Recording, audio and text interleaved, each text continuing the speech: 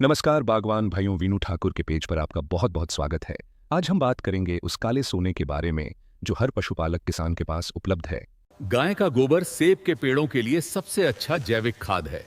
ये मिट्टी को स्वस्थ रखता है और फसल बढ़ाता है।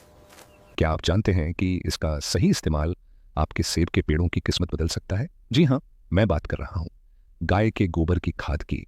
गाय के गोबर में हमारे सेब के पेड़ों के लिए कितना पावरफुल है, आज की वीडियो में हम सब थी चर्चा करने वाले हैं। अक्सर हम बाजार से महंगी खादें तो ले आते हैं, लेकिन जो ताकत और पोषण गाय के गोबर में है वो कहीं और नहीं। आज की इस स्पेशल वीडियो में हम गहराई से जानेंगे कि गोबर की खाद में कौन से पोषक तत्व होते हैं, इसके फायदे क्या हैं और इसे डालने का सही तरीका क्या है ताकि आपके सेब का साइज, रंग और मिठास तीनों बेमिसाल हों। सबसे पहले बात करते हैं न्यूट्रिएंट्स यानी पोषक तत्व की। सबसे पहले समझते हैं कि इस गोबर खाद के अंदर ऐसा क्या है जो सेब के पेड़ को चाहिए।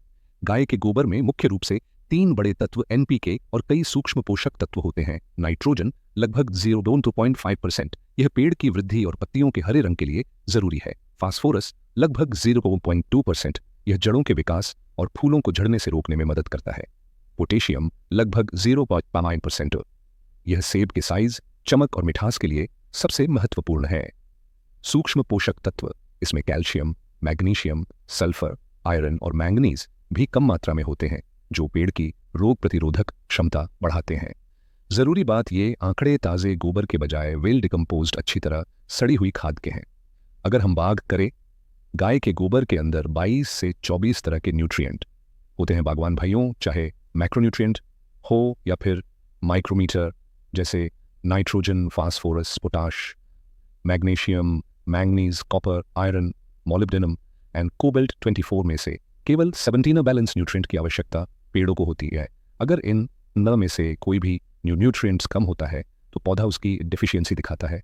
पौधे की ग्रोथ के ऊपर और उसका जो नकारात्मक असर होता है उनसे इसके अलावा गोबर के अंदर है माइक्रोबज की संख्या करोड़ों में है जो आपके सेब के पेड़ों के फायदेमंद जमीन और पौधों के लिए फायदेमंद होते साबित होते हैं। सेब के पेड़ों के लिए फायदे, इसके क्या क्या क्या फायदे हैं, इस टॉपिक पर बात करते हैं।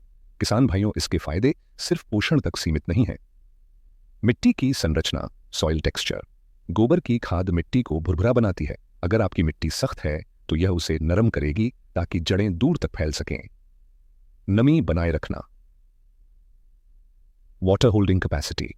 हिमाचल और कश्मीर जैसे क्षेत्रों में जहां ढलान होती है वहां यह खाद स्पंज की तरह काम करती है और पानी को सोख कर रखती है। सूखे के समय यह पेड़ को मरने नहीं देती। मित्र कीटों की वृद्धि, इसमें मौजूद कार्बनिक पदार्थ केंचुओं और सूक्ष्म जीवों माइक्रोब्स की संख्या बढ़ाते हैं जो मिट्टी को जीवित रखते हैं। पीएच लेवल का संतुलन, यह मिट्टी के एसिडिक या एल्कलाइन होने की समस्या को धीरे धीरे ठीक करती है। सेब की गुणवत्ता, जैविक खाद के इस्तेमाल से सेब की शेल्फ लाइफ, भंडारण क्षमता बढ़ती है। अक्सर किसान गलती क्या करते हैं, वे ताज़ा गोबर डाल देते हैं। याद रखें, ताज़ा गोबर बी पोषण दें। अगर आप सही तरीके से गोबर की खाद का उपयोग करेंगे तो यकीन मानिए आपके सेब की मांग बाजार में सबसे ज्यादा होगी। ध्यान रखना जरूरी है कि कच्चा गोबर सीधे पौधों की जड़ों के पास नहीं डालना चाहिए क्योंकि इसमें अमोनिया और सक्रिय गैसें होती हैं जो जड़ों को जला सकती हैं। हमेशा गोबर को सड़ाकर, कंपोस्ट बनाकर या वर्मी कंपोस्ट के रूप में ही प्रयोग करना चाहिए। अधिक मात्रा में बार बार गोबर डालने से मिट्टी में पोषक तत्वों का असंतुलन भी हो सकता है, इसलिए मात्रा, मौसम और फसल के अनुसार संतुलित उपयोग करना बेहतर रहता है। कई किसान पूछते हैं कि गाय का ही क्यों? वैज्ञानिक शोध बताते हैं कि गाय के गोबर में सूक्ष्म जीवों माइक्रोब्स की विविधता भैंस के गोबर से अधिक होती है। गाय का गोबर ठंडा होता है और इसमें कार्बन नाइट्रोजन का अनुपात CNC-1 रेशियो सेब जैसे ठंडे फलों के पेड़ों के लिए सबसे उपयुक्त माना जाता है। सेब के पेड़ की जड़ें 2 तरह की होती हैं, एक जो पेड़ को खड़ा रखती हैं, एंकर रूट्स, और दूसरी बारीक जड़ें जो भोजन सोखती हैं, फीडर रूट्स। गोबर की खाद का जादू, जब आप गोबर की खाद डालते हैं तो यह मिट्टी में ह्यूमस बनाती है। ह्यूमस उन बारीक जड़ों को एक ऐसा वातावरण देता है जहां वे आसानी से फैल सकें। अगर आप सिर्फ यूरिया या DAP डालते हैं तो वे मिट्टी को सख्त कर सकते हैं जिससे इन कोमल जड़ों का दम घुटने लगता है। गोबर की खाद मिट्टी में हवा का संचार, एरेशन बढ़ाती है। बागवान भाइयों, अपने यह तक वीडियो देखा उसके लिए आपको एक एडवांस टिप जो बहुत कम लोग जानते हैं। अगर आप अपने सेब के साइज को लेकर परेशान हैं तो गोबर की खाद में माइकोराइजा मिलाकर डालें। माइकोराइजा एक प्रकार की फफूंद है जो जड़ों के साथ मिलकर काम करती है। यह जड़ों की पहुंच को 10 गुना बढ़ा देती है, जिससे मिट्टी के दूर दराज के हिस्सों से भी फास्फोरस और पानी पेड़ तक पहुंच जाता है। सर्दियों में जब बर्फ पड़ती है या भारी पाला गिरता है तो जमीन का तापमान बहुत कम हो जाता है। गोबर की खाद मिट्टी के लिए एक कंबल का काम करती है।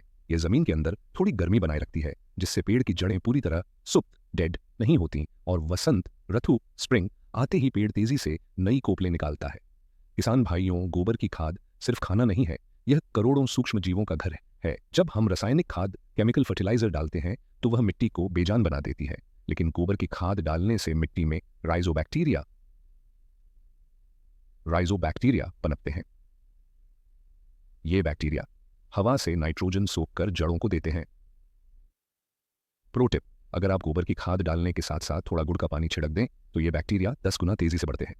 गोबर की खाद में पोटेशियम के साथ साथ ह्यूमिक एसिड होता है। यह ह्यूमिक एसिड मिट्टी से आयरन और मैंगनीज को उठाकर पेड़ तक पहुंचाता है, जिससे सेब का छिलका चमकदार और गहरा लाल होता है। रासायनिक पोटाश से जो रंग आता है वह कभी कभी फीका पड़ जाता है, लेकिन गोबर की खाद वाला रंग लंबे समय तक टिका रहता है। किसान भाइयों, खेती केवल फसल उगाना नहीं है, यह मिट्टी का प्रबंधन, सॉइल मैनेजमेंट है। जिस दिन आपने अपनी मिट्टी को सुधार लिया, उस दिन आपका सेब खुद नंबर 1 क्वालिटी का बनेगा। याद रखिए, स्वस्थ मिट्टी स्वस्थ पेड़ और बाम्बावी सोवे से ए बम्पर कमाई। बागवान भाइयों, आज की वीडियो में इतना ही। अगर आपको वीडियो अच्छी लगी तो शेयर जरूर करें, और अगर आप किसी और टॉपिक पर वीडियो देखना चाहते हो तो कमेंट जरूर करें।